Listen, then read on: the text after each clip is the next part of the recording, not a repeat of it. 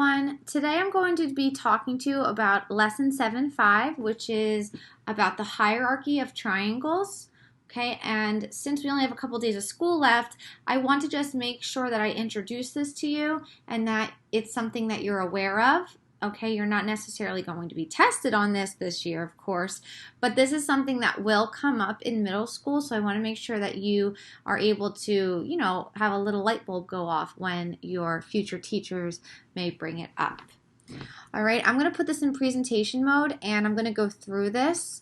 I want you to make sure that you're paying attention. I'm going to use my little pointer, okay, for what I need.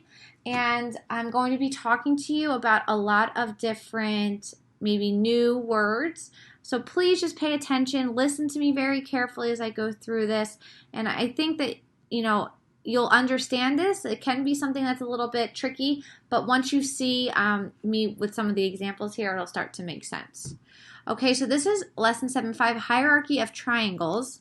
And what you're going to come out of this is that you will be able to classify or put triangles in a hierarchy based on its properties.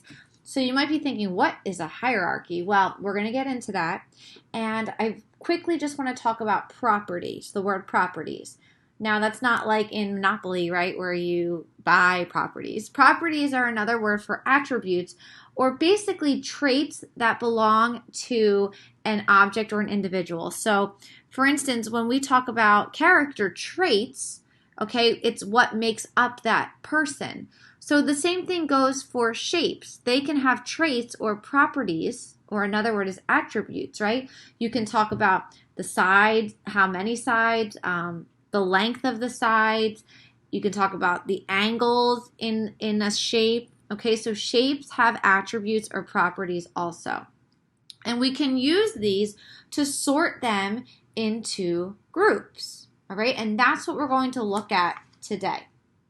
So let's look at these shapes by their properties. Okay, so I'm looking at shape A, just looks like a regular, triangle. Well, this looks like a triangle, and this looks like a triangle, and this looks like a triangle. So why can't I just say that they're all triangles? Well, if you look closely, you'll see there's some little symbols here on some of these. All right, and that's what we're going to talk about today, and we're going to talk about using these little symbols on here and how we can break them up into smaller groups of triangles. So we know that they're all triangles, but what we're going to do is we're going to pull little pieces from each of these to be able to put them into their own groups, okay? So let me talk about these marks right here. If you look at B, you'll see these little lines on the sides of each of the triangle. These are called tick marks. You know what tick marks are because we worked with them on fractions, okay, fraction lines. We did tick marks for that. Just know that tick marks are just telling you that this is the same length as this is the same length as this. So that means all three sides are the same length. That's called an equilateral triangle. Okay, equilateral triangle. Think of the word equal in there. All three sides are the same, so all three sides are equal, equilateral. Okay, here I just got, again, just a random little triangle, nothing special here. I can see that these sides are definitely not the same. And then I've got triangle D here. You'll notice this little box in here. This little box tells me that this angle is a right angle, okay? And you'll get more into angles the older you get, okay? But basically it just means that this makes a perfect angle, a perfect corner, if you will. So think about at your house, any room in your house. If you were to look at the angle from the wall to the floor, it would be pretty perfect, pretty straight, right? If you had an angle that was bigger, your wall would be crooked. It would kind of be flailing out a little bit. And if you had an angle that was smaller, okay, that would be, you wouldn't really even fit in your bedroom, okay? Now, if some of you have a house, live in a house that sometimes the upstairs have the house's style is called a Cape Cod, and that's actually like the house that my grandma had when I was growing up, and it was really cool because the rooms, the walls were kind of slanted, and so those did not have a right angle, but this means that this is a perfect right angle at 90 degrees. All right, and now I've got E here, and if you look, there we go. If you look at E, look, there's another tick mark. Now, this is only one line for your tick mark. Just know that this doesn't mean that this line is bigger or smaller than this line. It's just simply representing with a single tick mark. You can use a single tick mark, or you can use 2, or in this case, you can use 3. That doesn't mean that anything is bigger or smaller. It just represents this as a whole, meaning that these are all equal, these sides. Do you remember what that word was? Equilateral triangle. Okay? Now let's look at F. Whoa, this one's got a couple things going on. So I see this side. This has nothing on it. This side has 3 tick marks, and this side has 3 tick marks. Interesting. So this side of the triangle and this side of the triangle are the same length, but this side up top is not. So this has 2 sides that are equal in length. And this one also has a right angle. Okay? If you have a triangle with 2 sides, at least 2 sides equal in length, that's called an isosceles triangle. You don't need to know these words specifically right now, but we know that we have equilateral triangles, which is where all 3 sides are equal, and we have an isosceles triangle, okay, where at least 2 sides are equal. Okay, isosceles, 2 sides, equilateral, all 3 sides are equal. So take a look at G. I've got 1 tick mark here, 2 tick marks here, and 3 here. That means that each of these sides are a different length. Okay, so just take a look at these. H, I, J, this one's an equilateral. K is just a normal old triangle, nothing special about it here. All right, L, here's a right angle. N, O, P. Okay, so now let's see if we can classify these. Let's see if we can name the shapes that have a right angle. Well, in order to do that, I just need to look at the ones with that little square in the corner, right? So I've got D, I've got F, I've got M, and O. Those are my right angles, okay? Now let's see if we can name all the triangles with 2 sides that have the same length. Those are my isosceles. 2 sides that are the same length. Well, this one's not going to be it because that's got 3 sides, even though it kind of would have 2. But we know that if it has 2, or if it has 3, it definitely has 2. So this one could be it, B. All right. E has 2 sides that are the same. Yes, it has 3, but maybe we can break that up into even a smaller category. Okay, here's 2 sides that are the same. 2 sides.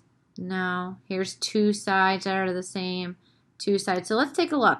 I've got B, I've got E, F, J, L, these 2 sides, and N. Okay, those are the triangles with 2 sides that have the same length.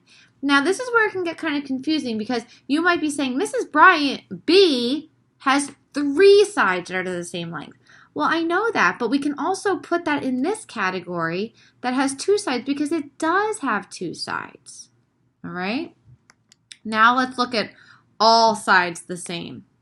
B, E, and J. So do you see where I pulled that B, that E, and that J? So they fit really in both categories, okay? But I just kind of made a separate little subcategory coming out of my category of triangles with 2 sides. So let's do a little bit more with that. Oh, I'm sorry, one more. I had no sides that are the same. Well, that was pretty easy. This doesn't have sides. A, C, D, okay? H doesn't have all sides. G doesn't have all sides. So any ones that didn't have all the same sides would be in there.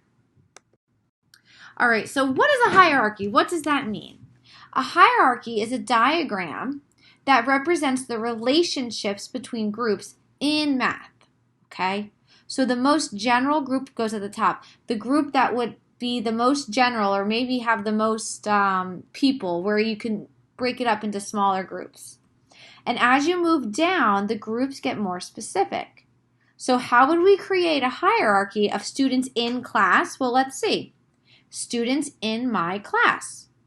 If we were in the classroom, what I would normally do is have 3 spots in my classroom, and I would say, students that are in my class, go stand on the rug. And then, of course, all of you would go stand on the rug, right? Because you're all students in my class. But then I might say, well, students in my class that have a sibling, so that would mean if you had a brother or a sister, go to the library. So some of you might be waiting still on the rug because you don't have a sibling. And some of you might have been moving to the library section. But then I would break up my groups even further, and I would say students in my class that have a sibling who's a brother would move to the windows. So if you didn't have any siblings, you would still be on the carpet. If you had siblings that were sisters, you would be at the library. But if you had a sibling who was a brother, maybe you had a brother and a sister, but as long as you had a brother, you'd be moving by the windows. So we represent it like this. It's kind of like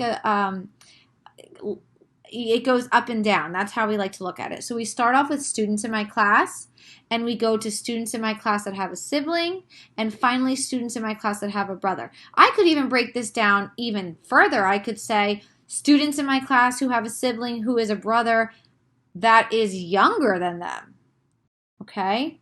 And that would maybe only be a couple of you at that point. So that's a hierarchy. So let's look at another example of some hierarchies. I could do students in my class that have a pet, students in my class that have a pet that is a cat. Do you see how all of you are still students in my class, but I'm taking this category of students in my class and I'm making subcategories, okay? I'm breaking it down into subcategories. So just because you have a cat doesn't mean that you're not a student. It means you're a student in my class that has a pet that has a cat. Okay, so let's look at another one. Students in my class that play a sport. Okay, everybody who plays a sport would move to another side of the room. Students in my class that play soccer. That might be some of you, that might be none of you. Okay, but here's my category, students in my class, and I broke that down. So the same students in my class, a lot of you might move to play a sport, only some of you would be playing soccer. Does that make sense? I hope it does. It's just like making little tiny categories out of a big out of a category. Those little categories are called subcategories. Okay, so watch. This is triangle hierarchy. We already know that we have triangles with 3 sides that are the same, which are called equilateral triangles. Triangles with at least 2 sides are isosceles triangles. And then we have some triangles with right angles. So I want to look at triangles. And then I want to break it down into isosceles triangles with 2 equal sides. And then I want to break it down further into equilateral triangles, okay? So are any of these not triangles? I don't think so. We're going to start, actually, I think, from the bottom. So let's find the equilateral triangles. These are all 3 equal sides. Okay. Anything else have all 3 equal sides? B, E, and J. Those are my equilateral triangles, okay? Now I want to find my isosceles triangles. So those are ones with at least 2 equal sides.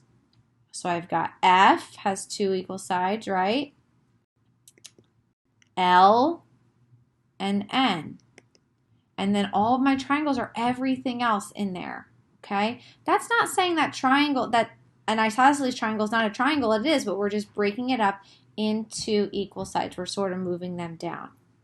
Okay, and that was the extent today for triangle hierarchy. I just wanted to show you what that means. Okay, so we had our triangles, we broke them down into 2 equal sides, and then equilateral triangles with 3 equal sides. Okay, that's all you need to do today is just to watch this. There's no assignment that goes with this. I just wanted to introduce this to you so you can have an idea of what hierarchy is and what triangle hierarchy is. Okay, have a great day, guys. Bye.